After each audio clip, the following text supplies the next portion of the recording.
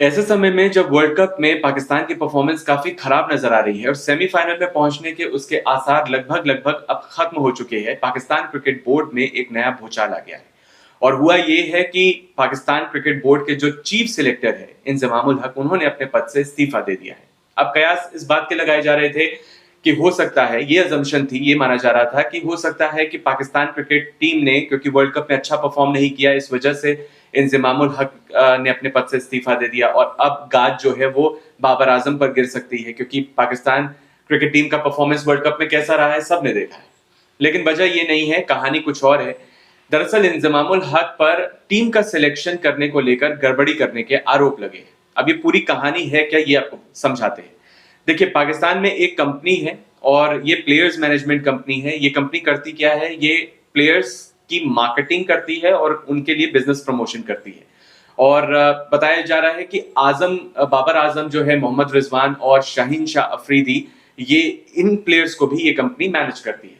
तो हुआ ये है कि इंजमामुल हक, जो कि चीफ सिलेक्टर अब तक रहे पाकिस्तान क्रिकेट बोर्ड के और जिन्होंने अभी हाल में ही इस्तीफा दिया है, उनके ऊपर यह आरोप लगा कि उन्होंने चीफ सिलेक्टर रहते हुए इस कंपनी को फेवर किया। और इस कंपनी में, जिस कंपनी की हम बात कर रहे हैं, जो प्लेयर्स मैनेजमेंट कंपनी है, इस कंपनी में इंजमामुल हक की हिस्सेदारी है।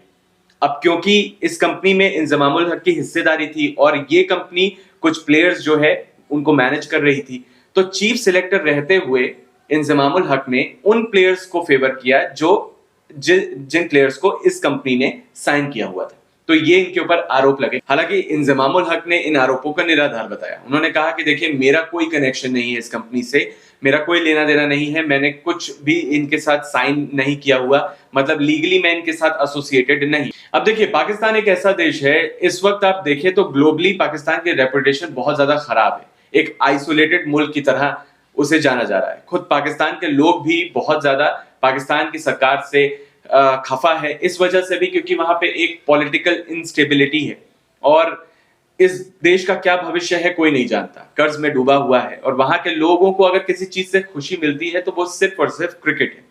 और क्रिकेट एक ऐसी चीज है जिससे बहुत सारी एक्सपेक्टेशंस रखते हैं लोग जब खुश होना चाहते हैं। जब आप ये समझते हैं कि देखिए, कोई ऐसी चीज है जहां पे हमारा देश आगे बढ़ सकता है, कुछ कर सकता है, कहीं आपको उम्मीद लगती है और वहां पे भी आपको डिसअपॉइंटमेंट मिले, तो आप काफी ज्यादा नाराज होते हैं उस चीज से। और यही देखने को मिल रहा है। पाकिस्तान का जो परफॉर्मेंस अब तक वर्ल्ड कप में रहा है वो बहुत ज्यादा निराशाजनक रहा है। कहा यह भी जा रहा है कि वर्ल्ड कप जब खत्म होगा तो उसके बाद पाकिस्तान की परफॉर्मेंस को इवैल्यूएट करने के बाद अगर देखा जाएगा तो शायद बाबर आजम की कप्तानी चली जाए। तो बहुत सारे ऐसे सवाल हैं। तो एक तरीके से देखा जाए तो पाकिस्तान में ये हिस्ट्री रही है, जो पॉलिटिकल इंस्टेबिलिटी भी इसी वजह से आती है हमेशा पाकिस्तान में, क्योंकि वहां पे तख्ता पलट होता रहता है। और कुछ इस तरीके का तख्ता पलट आपको अभी पीसीबी में भी देखने को मिल रहा है। देखिए, इंजमामुल हक पर जो आरोप लगे हैं वो सही है या गलत है, इस बारे में अभी पुख्ता तौर पर कुछ नहीं कहा जा सकता। लेकिन इंजमामुल हक ने पाकिस्तान के एक निजी चैनल पर, समा टीवी नाम का एक चैनल है, उस पर आकर कहा कि मुझ पर जो आरोप लगाए हैं वो बेबुनियाद है, निराधार है, क्योंकि इस कंपनी से मेरा कोई एसोसिएशन नहीं है। हालांकि ये जो कंपनी है, जो कुछ प्लेयर्स जिनको इस कंपनी ने साइन किया हुआ है, उन प्लेयर्स को फेवर पहुंचाने का आरोप लगा है इंजमामुल हक पर। यह कहा जा रहा है कि क्योंकि इस कंपनी ने कुछ प्लेयर्स को साइन किया हुआ था और जब ये सिलेक्टर थे, चीफ सिलेक्टर थे, तो इन्होंने उन प्लेयर्स को सिलेक्शन के टाइम पर प्रेफर किया। हालांकि इंजमामुल हक ने इस बात को लेकर कहा कि मेरी छवि ऐसी नहीं है, लोग मेरे बारे में जानते हैं, मेरी इमेज कैसी है, और इस कंपनी से मेरा कोई लेना देना नहीं है, कोई एसोसिएशन नहीं रहा है। हालांकि जब अब इस मामले में 5 लोगों की कमेटी बना दी गई है और ट्वीट भी किया है पीसीबी ने, और ट्वीट करके ये बताया है कि हमने इस मामले में इन्वेस्टिगेशन के लिए 5 लोगों की कमेटी बना दी है। और इंजमामुल हक ने ये कहा है कि जब तक ये कमेटी अपनी इन्वेस्टिगेशन कर रही है तब तक के लिए, यानी कि इसका मतलब ये नहीं है कि जो इंजमामुल हक ने इस्तीफा दिया है वो परमानेंट है। वो तब तक के लिए उन्होंने इस्तीफा दिया है जब तक कि उनके ऊपर जांच चल रही है। जब तक ये 5 लोग अपनी जांच पूरी करेंगे तब तक के लिए इंजमामुल हक ने कहा है कि देखिए, आप अपनी जांच पूरी कर लीजिए और तब तक के लिए मैं रिजाइन करके रखता हूं अपने पोजीशन पर, मैं उसको होल्ड नहीं करूंगा। देखिए, पाकिस्तान की परफॉर्मेंस इस वर्ल्ड कप में जिस तरीके की रही है, किसी को ये एक्सपेक्टेशन नहीं थी कि पाकिस्तान इस तरीके का परफॉर्मेंस दिखाएगा वर्ल्ड कप में, क्योंकि एशिया कप में काफी खराब परफॉर्मेंस रही थी, लेकिन उसके बाद वर्ल्ड कप में कमबैक किया था पाकिस्तान ने।